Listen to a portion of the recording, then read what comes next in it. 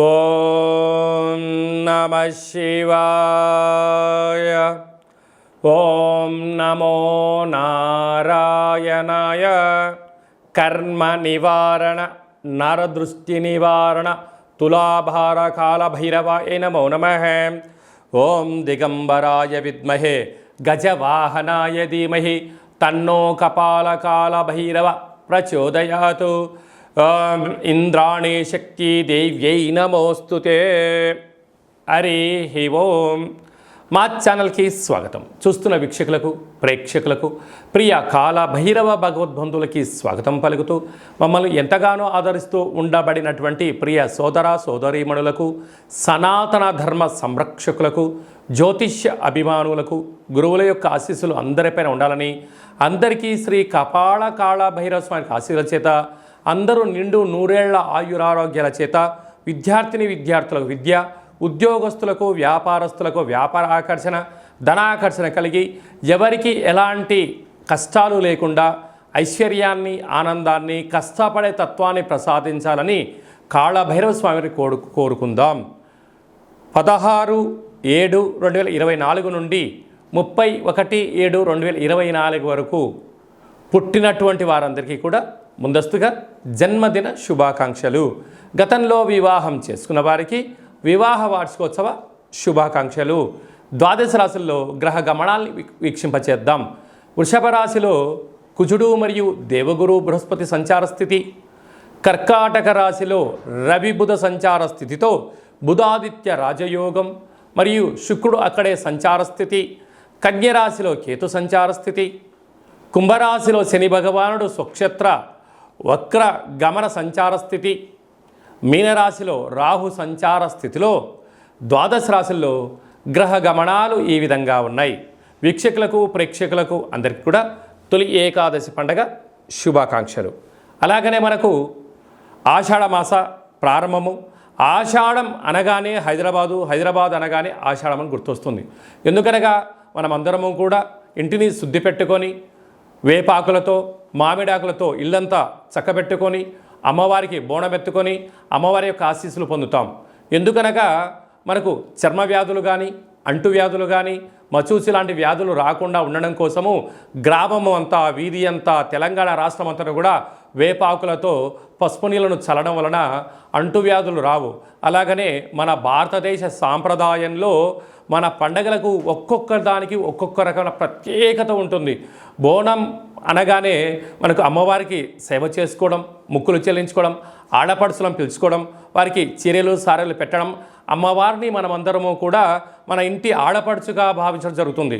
పోతురాజులు అందరూ కూడా స్వామివారి యొక్క అమ్మవారి యొక్క సేవలో నిమగ్నమై ఉండడం జరుగుతుంటుంది. కనుక మనమందరం కూడా అమ్మవారి సేవ చేద్దాం, అమ్మవారి యొక్క ఆశీస్సులు పొందుదాం.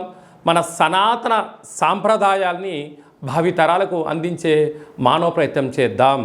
అలాగనే దక్షిణాయన ప్రారంభము కనుక మనకు ఉపవాసాలు, యజ్ఞాలు, యాగాలు, క్రతువులు చేసుకునేటువంటి ఆయనం కనుక మనమందరము కూడా భక్తితత్వంతో ఉందాం, తల్లిదండ్రులను గౌరవిద్దాం, అమ్మవారి యొక్క ఆశీస్సులు పొందుదాం. మేషరాశి వారు ఆషాఢమాస పూర్ణిమ బహుళాష్టమి సందర్భంగా ఎలాంటి విధి విధానాలు పాటించాలో ఈ వీడియోలో సవివరంగా సంపూర్ణంగా తెలుసుకుందాం.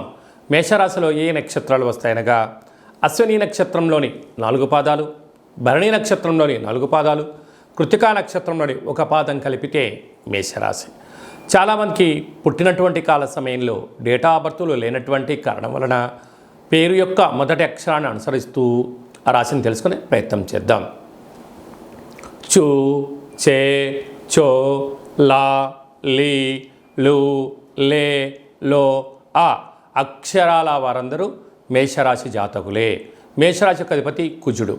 వీరికి ఈ ఆషాఢ మాసంలో పూర్ణిమ సందర్భంగా, అలాగనే అష్టమి సందర్భంగా మనమందరము కూడా కలియుగ కాలంలో కాళభైరవ స్వామి వారికి స్మరణ చేయడం, కాళికామాతను స్మరించడం, అమ్మవారికి బోనాన్ని తీసుకొని వెళ్ళి ప్రసాదం వండి భక్తితత్వంతో ఉండడం వలన గృహంలో సకల అష్ట కష్టాలు తొలగిపోతాయని చెప్పి గమనించగలగాలి.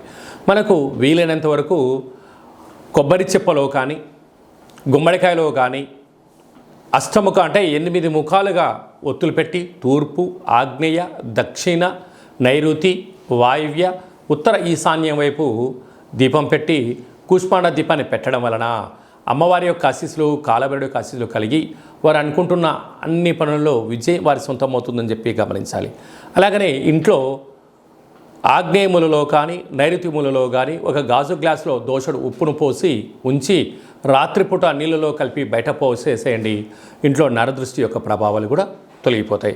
అలాగనే ధన వాక్కు కుటుంబ స్థానంలో కుజభగవానుడు సంచారం చేయడం వలన కుజదోష ప్రభావం కారణం వలన దయచేసి ఈ యొక్క మాసంలో అప్పులు ఇవ్వద్దు, అప్పులు తెచ్చుకోవద్దు.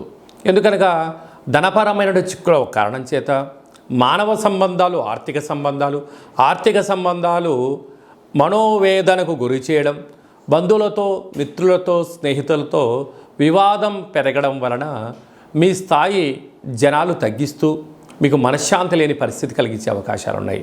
కనుక దయచేసి అప్పులపరమైనటువంటి వాటికి వెళ్లకుండా ఉండబడిన ధనంతోనే ప్రణాళికలు రచించుకొని అప్పులు చేయకుండా గొప్పలకు వెళ్లకుండా ఉండగలిగినట్లయితే మీకు మంచి కాలం అని చెప్పి గమనించాలి.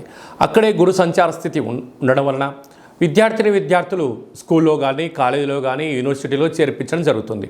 చేర్పించిన తర్వాత వాళ్ళకి నచ్చకపోవడమో లేకుంటే కఠిన ఫీజు ఎనికి తెచ్చుకోలేని పరిస్థితిలో సతమత పరిస్థితి ఉంటుంది. కనుక దయచేసి తల్లిదండ్రులు బాగా గుర్తు పెట్టుకోవాల్సిన అంశం ఏమిటంటే పిల్లలకు ఏ రంగం అయితే ఇష్టమో ఆ రంగంలోనే వాళ్ళను ఆ యూనివర్సిటీలో కానీ కాలేజీల్లో కానీ కళాశాలలో కానీ పాఠశాల కానీ పంపించే ప్రయత్నం చేయండి. లేకపోతే పిల్లల యొక్క సమయం మీ యొక్క ధనం రెండూ వృధా అయ్యే అవకాశాలు చాలా అధికంగా ఉంటున్నాయి. అర్ధాస్తమ రవి, అర్ధాస్తమ బుధుడు, అర్ధాష్టమ శుక్రుడు మీ జన్మ నక్షత్రం రోజున పూర్ణిమ అమావాస్య తిథుల యందున ఇది వర్షాకాలం అవ్వడం వలన దయచేసి చెట్ల కింద ఉండడం కానీ నదిలోకి దూకడం కానీ స్విమ్మింగ్ అని అలాగనే దూర వాయు జల ప్రయాణాలు పెట్టుకోకపోవడం ఉత్తమోత్తం. ప్రమాదాలు పొంచి ఉన్నాయి.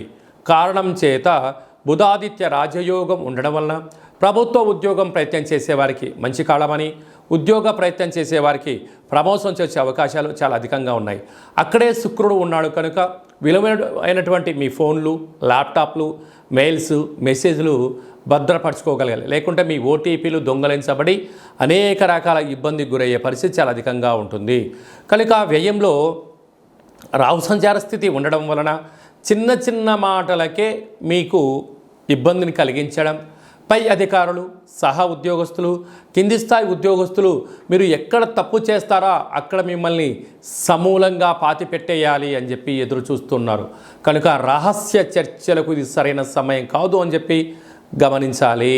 అలాగే మీకు అబ్బాయి కానీ అమ్మాయి కానీ పుట్టినట్లయితే పేరు యొక్క మొదటి అక్షరం ఏం పెట్టుకోగలగాలి? పుట్టినటువంటి రోజున తిథి, నక్షత్రము, వారాన్ని బట్టి ఆధ్యాత్మికమైన నామాలు పెట్టుకోవాలి. మంచి భవిష్యత్తు ఉండాలి అనుకుంటున్న వారందరికీ ఈ కింద నెంబర్ సంప్రదించినట్లయితే వాళ్ళ పేర్లను తెలియజేయడం జరుగుతుంటుంది.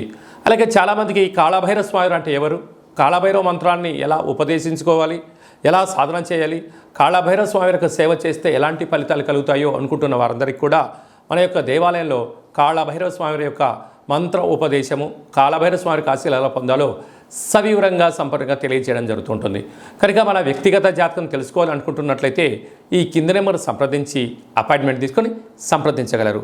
అందరికీ కాళభైరవ స్వామి ఆశీస్సులు ఉండాలని కోరుకుంటూ ఆశీర్వచనం.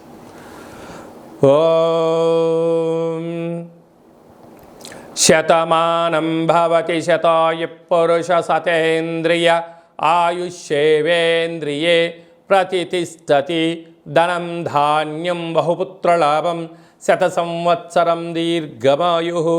సర్వే జనా సుఖినో భవంతు, లోకా సమస్తా సుఖినో భవంతు. సర్వం కాళభైరవ దేవతార్పణమస్తు. హరి ఓం. ఈ వీడియో మీకు నచ్చినట్టయితే లైక్ చేయండి, షేర్ చేయండి, మా ఛానల్ని సబ్స్క్రైబ్ చేసుకోండి. మేము చేస్తున్న ఆధ్యాత్మికమైన వీడియోలు అందరికన్నా ముందస్తుగా మీరు చూసుకోవాలి అన్నట్లయితే గంట సింబల్ ప్రెస్ చేయండి, పైన ఆల్ అనే బటన్ కూడా తెలియచేయండి. మీ క్షేమాన్ని ఎవరైతే కోరుకుంటున్నారో లేకుంటే మీరు ఎవరి క్షేమాన్ని అయితే కోరుకుంటున్నారో వారికి కూడా ఈ యొక్క ఆధ్యాత్మికమైన సమాచారాన్ని తెలియచేసి భగవంతుడి యొక్క ఆశీస్సులు పొందగలరు.